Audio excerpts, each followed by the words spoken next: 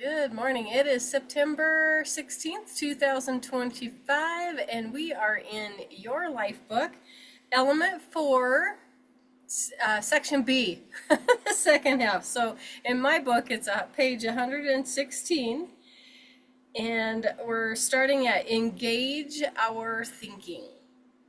So Engage Your Thinking we're in the element that talks about the 3 layers of the brain. And remember, it always has to go through the lizard brain first, where we just react. And then it moves up into the, what does he call it? The Labrador brain, which is the emotional one, where we do things just because we feel like it and we're stressed or we're excited or we're whatever, but it's still reactive. And we need to move it clear up into our thinking brain, this prefrontal cortex up here, so that we can respond instead of react. So at the top of this, it has stimulus, stop, challenge, choose, respond. Again, the stimulus hits, it has to go through the lizard brain, so we have to be very, very aware to stop. And then it goes through that emotional brain where it's all just, I feel it, I'm excited, or I'm disappointed, or I'm mad, and we still want to react. We have to move it clear up, and that's why we're challenging and really thinking about both sides of if it's good or if it's bad. And then we choose and respond. And most of the time, he says we will respond more for our health if we go through the process of stop, challenge, and choose. Now, we don't have to always choose that way, but we're more likely to if we stop, take a breath, move through the emotional piece, and sit with those emotions. He says 60 to 90 seconds. Feel it, put a name on the emotion, and then let it flow through us, and then think about the choices that you have. If I choose this, this will happen. If I choose this, this will happen. Think about that end. And then your response, and all of this stuff will get to where it happens a lot faster if you practice it and practice it and practice it. So, wow, I haven't even read but a few a few words of that page. Okay, so I think you will find stop, challenge, choose to be a powerful tool that helps you start to gain more control over your world. You will find that you are no longer competing with the people around you. Instead, you are looking within to get better at being in control of your inner world. What are some of the immediate ways you can start using stop, challenge, and choose? Name 3 things that you want to stop doing immediately. Write down ways that you are currently using stop, challenge, choose to increase your awareness. And there's a spot for self-control. Conscious breathing skill. This is really good too. When we're buying a car, they give us 2 different fuel consumptions ratings, city and highway. Fuel consumption is erratic in the city with all of the frequent stops and goes. But once you get out on the superhighway, the engine settles into a coherent rhythm that allows fuel efficiency to increase. We want our breathing to have that same coherent, efficient rhythm. When we are emotionally upset, stressed, or overthinking, our breathing becomes shallow, chaotic, originates from the upper chest and neck. And over time, it creates considerable wear and tear on our bodies. We are usually not conscious of this daily condition until we make a decision to pay attention and become aware of when we are in this erratic state. It is your normal conditioning which served you 10,000 years ago as part of the physiological state, stimulated once again by your emotional brain. Every now and again, Kevin's like, are you okay? Because all of a sudden I'll realize and I'll take a deep breath. It's like,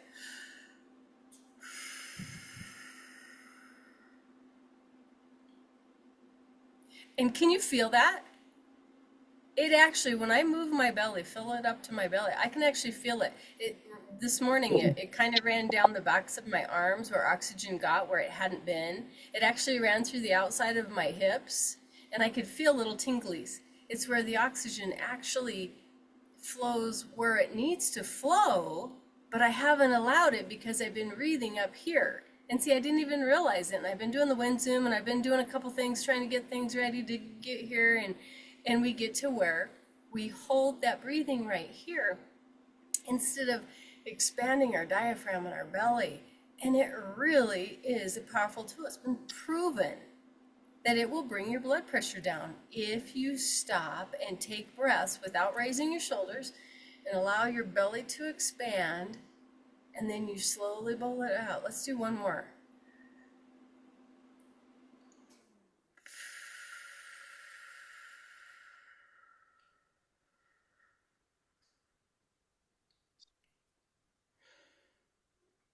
Oh, that just feels so good. Okay, back to reading. You guys keep breathing. The great news is you can rapidly take control of this physiological chaos with your breathing. The simple awareness of your breathing can actually create physiological coherence, which allows you to rapidly regain the human thinking brain, this prefrontal cortex, so that you can now challenge it and choose a rational, desirable outcome. Changing the state of breathing can help bring all of your physiology back in line. Much like the conductor turns the potential chaos of an orchestra into beautiful harmony. And I have to tell you, that's probably the number one tool that I teach people. It's like whatever's going on. If you feel that, where you're feeling an emotion or you're feeling a tightness in your chest, literally go in the bathroom, get away from people. And I don't know why it's the bathroom, but I tell everybody, go to the bathroom, whether there's a teacher, whether they're in an office, whether they're at home. Go in the bathroom, shut the door, and take 3 deep breaths, but slow them down, expand that belly. And I have to tell you, I have more people come back and say, I cannot believe that simple tool is so powerful. You can do it 3, 4, 10 times a day if necessary, but it is so powerful in everything. Whenever the chaos hits, go, I gotta go to the bathroom. You don't have to go to the bathroom. Well, you can go to the bathroom, but you don't have to go to the bathroom. Just breathe and quiet everything that's going on. You're actually going to respond better to the situations. Okay, so the conscious control of your breathing is not unique to the Habits of Health transformational system, but plays a central role in helping you become the dominant force in your life. Our approach is not to address every aspect of breathing, but to focus on a few key elements which will have the biggest and most rapid effect of helping you gain control.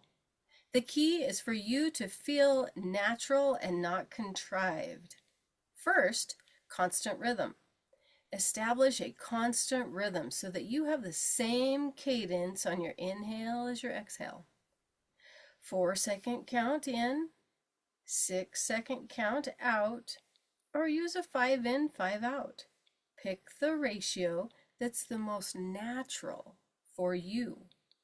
Decide which ratio relaxes you the most. And it actually has a spot for you to practice. Inhalation, count. Exhalation, count. Mine is a 5 and 5. Make sure you use that first breath to take full command of your breathing and become fully present.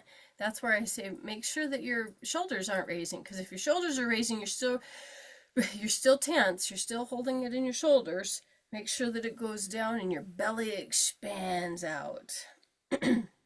Second, even flow. Create an even flow of air so that the speed of the inhale and exhale are the same. This ensures a constant a consistent flow rate that helps to establish a smoothness to go along with a constant rhythm. Third, create a positive emotional experience. Focus on your heart or the center of your chest as you take these rhythmic, even flow breaths and feel the positive emotional experience as the chaos starts to pass, which will give you a sense of calm and control.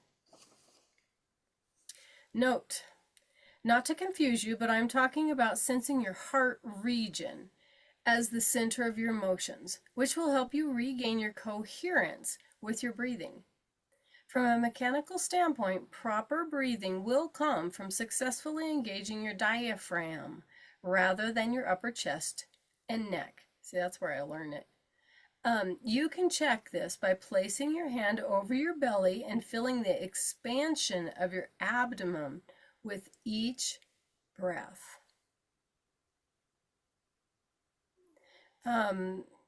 I have a note on my sidebar from 3/18/2020. That's an interesting time frame. Kim Fisk, I listened to something from Kim Fisk, and she says, in a meditation, the connection between the heart and emotions is huge. Interesting. So drop your shoulders, belly breathe, and focus on my heart. So that's what we need to remember. Drop your shoulders, belly breath, and focusing on my heart. Those are my notes. So I would like you to practice taking over your breathing several times a day. This will prepare you to be able to respond quickly, not react quickly and effectively as soon as you sense it's time to stop when a situation, event, or person starts to scramble your thinking. When that starts happening, recognize it. When you feel the reaction boiling, it's like, stop. And we're going to respond by going to the bathroom and shutting the door. How many times a day are you creating conscious breathing? Describe how it is working. Before we complete this element, let's go back to the visual of playing above the line to demonstrate how powerful your ability is to look at the world from your new perspective. Now that your thinking brain is in charge, prefrontal cortex, you can look at everything from a perspective of a new question. How can I learn and grow from this experience? There is no longer a need to be closed and defensive or to always be right. That's it. Oh, he's going to teach this. I was going to tell you about it. Carol Dweck has labeled this state as growth mindset versus a fixed mindset. Her studies have shown that people with this growth mindset are much more successful and experience a far higher level of well-being. She is correct, but mine and Robert Fritz's work shows that it is really more about focusing on your desired outcome than what we think about ourselves.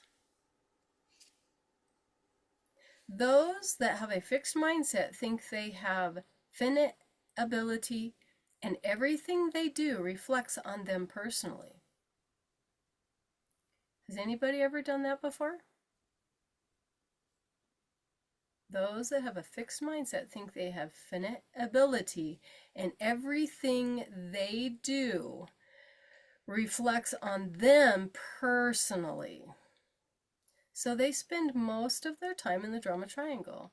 They have a need to defend their position, and as a result, they struggle. You, on the other hand, have a creative mindset which keeps you focused on the desired outcome. You are open and curious and have both the tools and the knowledge to make the necessary adjustments to continue to improve slowly but steadily. And when something new is needed, you have the built-in inventiveness to move forward despite the obstacles that will challenge you. This will be very important as you start to write the new story of you and focus on creating optimal health and well-being for yourself.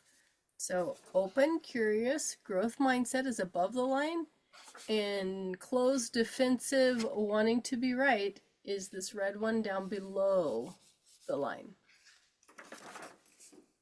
So now, when you sense something is happening, you can apply stop, challenge, choose to immediately shift back above the line and move into the growth mindset. The following diagram shows you can catch yourself and shift above the line using challenges as a time to learn and improve. By catching yourself as you begin to drift, you prevent descent into the drama triangle where it is more difficult to recover. And I love that he says, you don't have to get back up above the line. The biggest power is just recognizing it. And the cool thing is, as you recognize it more and more and more, you will choose for health. You will choose for being open. You don't have to, but you'll want to. You'll get to. You'll choose to. Sorry, I think I'm funny. Dave Blanchard. I'll just say Dave Blanchard, signature line there. Healthy mind shift. So present, something happens, we stop, challenge, and choose, and we shift back up. Or something happens and we drift down to the drama triangle, and it's more difficult to recover. It's a great little visual there. You can see all the coloring I have behind it. So, remember, we all go below the line on occasion.